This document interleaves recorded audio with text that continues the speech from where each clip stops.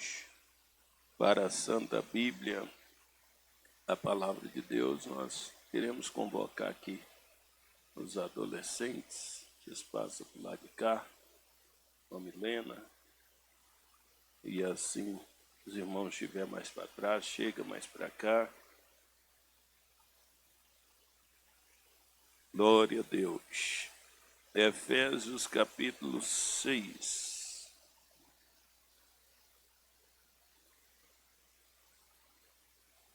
Bendito é o nome do nosso Deus. Nós estamos ministrando sobre o estudo Batalha Espiritual. Então, baseado em Efésios 6, a partir do versículo 10, que é também o tema da nossa oitava EBOV, Escola Bíblica de Obreiros e Vocacionados, Deus permitir, 14 a 17 de março. Então, desde já, ore, divulgue, vai estar sendo feito algumas camisetas. Alguém que interessar, procure a Muriel, e só tem até sexta-feira para fazer esses pedidos aí da camiseta da oitava EBOV. Então, da pastor Daniel Pedroso, vem de Curitiba, estará nos ministrando a palavra de Deus. E pastor Fábio Gonçalves, vem de Goiânia, também nos ministrando a palavra de Deus. Será 4 dias de bênção, de renovo, de muito ensinamento aqui, nesses 4 dias, no nome de Jesus. Efésios 6 e 10, quantos acharam, digam amém. No demais, irmãos meus, fortalecei-vos no Senhor e na força do seu poder. Revesti-vos de toda a armadura de Deus, para que possais estar firme contra as astutas ciladas do diabo. Porque não temos que lutar contra a carne e sangue, mas sim contra os principados, contra as potestades, contra os príncipes das trevas desse século, contra as hostes espirituais da maldade nos lugares celestiais. Portanto, tomai toda a armadura de Deus, para que possais resistir no dia mau, e havendo feito tudo, ficar firmes.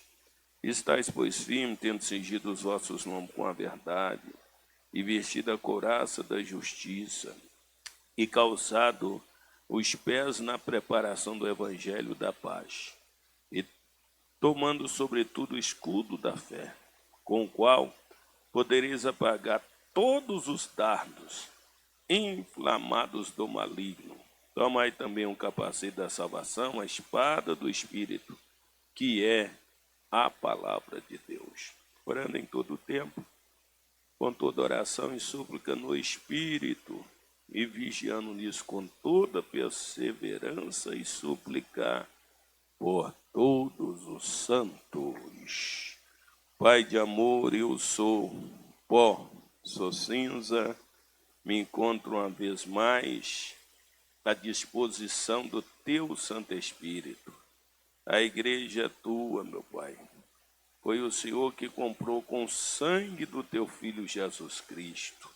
Fala conosco uma vez mais. Receba nosso louvor, adoração e gratidão por estar na tua casa te servindo, suplicando de ti as tuas ricas bênçãos e misericórdia, em nome do Senhor Jesus. Podeis assentar. Muito obrigado.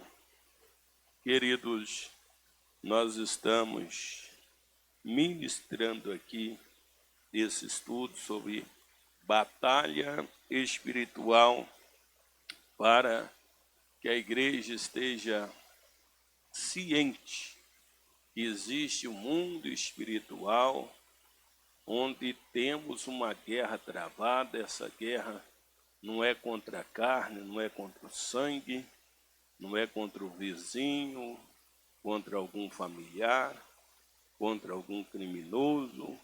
A nossa guerra é contra os principados, potestades, contra o inimigo de nossas almas. Então, a importância da igreja ter esse conhecimento. Às vezes você não entende, porque de vez em quando você sente uma angústia, não sabe por que daquela angústia, não entende porque pesadelos que você tem, acorda de madrugada angustiado, e às vezes os filhos, né, vendo coisas e sentindo esses ataques. Então, a importância de conhecer a força do inimigo. Nós mostramos aqui sobre a guerra que houve dos Estados Unidos, isso aí, contra o Japão, e aquelas cidades que foram afetadas, né? Nagasaki e Hiroshima, com a bomba atômica que trouxe prejuízo, e até hoje o solo e tudo ali ficou prejudicado, porque eles não conheciam a força do inimigo. E uma vez que você não conhece o inimigo e a força que ele tem, se torna alvo fácil, presa fácil do inimigo para vencer. Então, nós mostramos aqui na terça-feira passada sobre alguns nomes que a Bíblia diz, chama de inimigos espirituais, com base bíblica. Nós mostramos aqui Beelzebul, diabo, demônio, Satanás. Então, alguns nomes bíblicos que a Bíblia fala sobre esse inimigo espiritual. E agora nós queremos mostrar aqui para vocês que esse inimigo, ele tem personalidade, ele tem as áreas que ele atua para vir e destruir. Por favor, então, João capítulo 8, versículo 44, eu vou pedir que você tire aí essa página, Juni, e deixe no versículo que estiver aberto, viu? E aí, às vezes, coloca o versículo, muda para que os irmãos possam assim entender melhor. João, capítulo 8, o versículo 44. Veja bem, vós sois de vosso pai, o diabo, e quereis satisfazer os desejos do vosso pai. Ele foi homicida desde o princípio, e não permaneceu na verdade, porque não há verdade nele. Quando ele fala mentira, fala do que lhe é próprio, porque é mentiroso e é pai dela, ou, em outra tradução diz, é o pai da mentira. Então nós vemos aqui que o diabo, ele é homicida e mentiroso. Ele é homicida e mentiroso. Por isso, o cuidado que nós temos que ter com esse inimigo invisível. Ele é homicida e mentiroso. Também 1 João capítulo 3, versículo 8.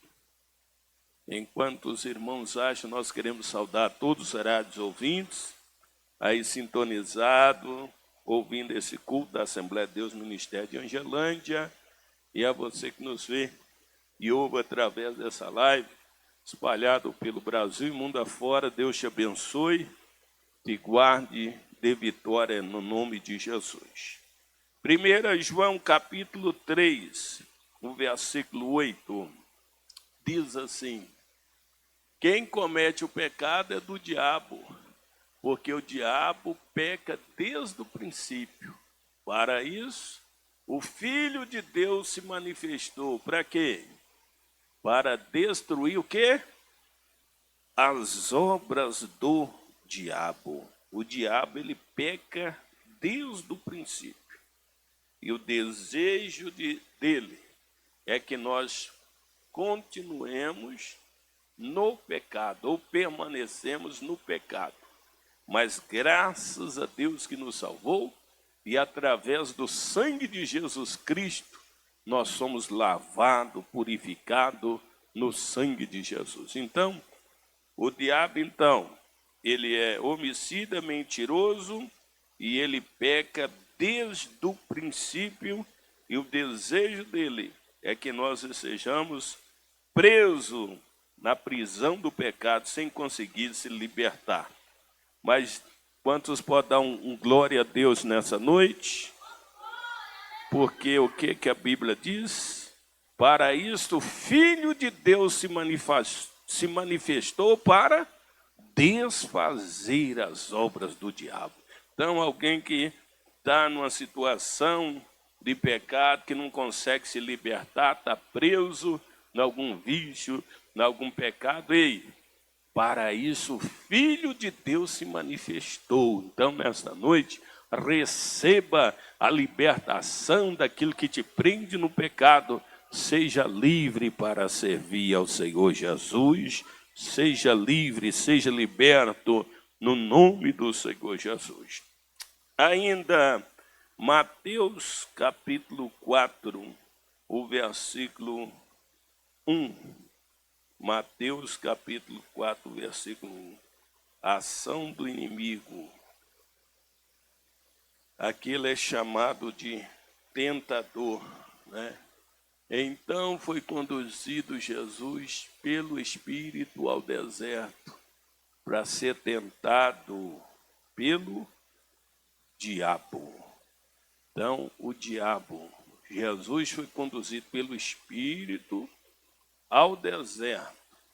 E ali ele orou e jejuou 40 dias e 40 noites e enfrentou o inimigo, o diabo. Foi tentado pelo diabo.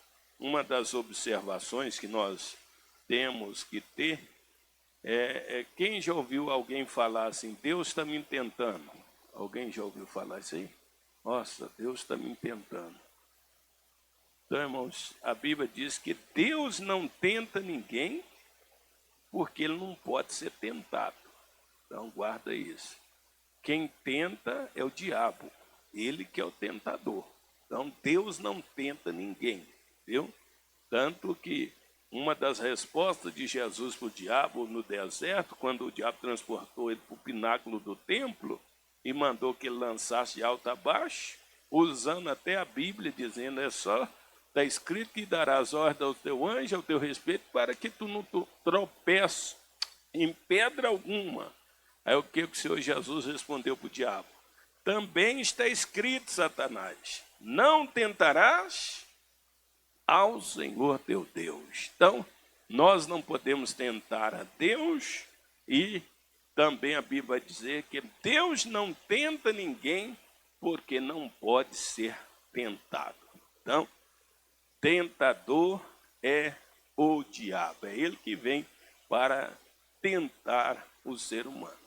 Agora, qual pai e mãe aí que chama o menino de tentado? Hein? Alguém aí? Ô, tentado, tentação, né? Então, cuidado, você pode estar chamando o menino de bicho aí, né? Então, quem tenta é o diabo, viu, irmãos? É ele que é o tentador. Então, cuidado aí no menino quando estiver fazendo alguma arte, a pessoa falar isso aí. Então, na personalidade do inimigo, ele é homicida, mentiroso, peca desde o princípio e é tentador. Ele vem para tentar a fé, para colocar você em prova, se você é crente mesmo ou não é, como Jó foi tentado ali. Jó ele foi tentado pelo diabo para ver se ele era fiel, se era só porque tinha dinheiro, se era porque tinha família, se era porque tinha amigos. Então ele foi tentado e ele venceu em tudo ali. E o Senhor retribuiu com o dobro de tudo quanto ele tinha e mais 140 anos de vida, porque ele venceu a tentação. Então, conheça o inimigo, qual que é a função dele, que área que ele atua, para que você possa vencê-lo no nome do Senhor Jesus. Agora, vamos conhecer a força desse inimigo, em qual área que o inimigo de nossas almas trabalha. Por favor, Efésios capítulo 6, versículo 12. Nós lemos aqui, Efésios capítulo 6, o versículo 12. Diz assim: pois não é contra carne e sangue que temos que lutar, mas sim contra os principados, contra as potestades, contra os príncipes do mundo dessas trevas, contra as hostes espirituais da iniquidade ou da maldade nas regiões celestiais. Então, o inimigo, ele é o governador das trevas, príncipe das trevas. Então, nós temos que saber as áreas que esse inimigo atua para tentar te derrubar, para tentar te destruir. Então, mostrou aqui o apóstolo Paulo escrevendo aos Efésios que a guerra nossa não é contra a carne e contra o sangue, mas é contra os principados, potestades, príncipe das trevas desses séculos e contra as hostes espirituais da maldade nos lugares celestiais. Então, ele atua nessas áreas. Ainda João capítulo 2, Evangelho do nosso Senhor Jesus, segundo escreveu João, capítulo 12, versículo 31. João capítulo 12, versículo 31. Diz assim: agora é o juízo deste mundo, agora será expulso o príncipe deste mundo. Então, o diabo também atua como príncipe deste mundo. Então, nós temos que tomar cuidado, porque nós vemos a atuação do inimigo, né? Desde o espírito anticristo que governa, a atuação do inimigo aí, atuando como príncipe do mundo, sendo adorado, reverenciado em vários lugares e mostrando também a sua força como príncipe do mundo. Por favor, segunda carta aos Coríntios, capítulo 4 e o versículo 4. Segunda carta aos Coríntios, capítulo 4, versículo 4. Diz assim a palavra de Deus: nos quais o Deus desse século, olha aí, o Deus minúsculo, viu, irmão? D minúsculo. Os quais o Deus desse mundo cegou as mentes daqueles que não creem, para que a luz do glorioso Evangelho de Cristo, que é a imagem de Deus, brilhe para eles. Então, o Deus deste mundo, ou deste século, cegou a mente daqueles que não creem, para que não vejam a gloriosa luz do Evangelho, o poder salvador, transformador, vivificador. Então, o Deus deste mundo é o diabo que tem cegado a mente de tantas pessoas, para que essas pessoas não creem no Evangelho. Aí vocês vão ouvir alguém dizendo: ah, Bíblia é papel feito por mão de homens e papel aceita tudo, e assim numa cegueira espiritual. E na maioria das vezes essa cegueira espiritual é o diabo cegando a mente das pessoas para não compreender, para não enxergar a luz do Evangelho e assim se aproximar de Deus. Por isso, se tem algum familiar seu que ainda não serve Jesus, algum vizinho, amigo, que você gostaria que fosse salvo, você tem que orar para que Deus lhe esclareça a mente, o entendimento no Evangelho, para que esse possa aceitar a Jesus como único e suficiente Salvador. É por isso que aquele hino da harpa cristã diz: foi na cruz, onde um dia eu vi os meus pecados. Então, foi na cruz que os meus olhos abriram. Então, ele abriu o evangelho, abriu os olhos, e ele enxergou que ele estava no caminho do erro, se aproximando do Senhor Jesus. Então, nós vemos a personalidade desse inimigo, o poder, em quais áreas que ele atua, e agora vamos ver as funções dele na face da terra. Em João 10:10 se aplica aqui ao inimigo. João capítulo 10, versículo 10. Uma vez que ele é homicida, mentiroso, tentador, então pode-se aplicar esse versículo a ele também.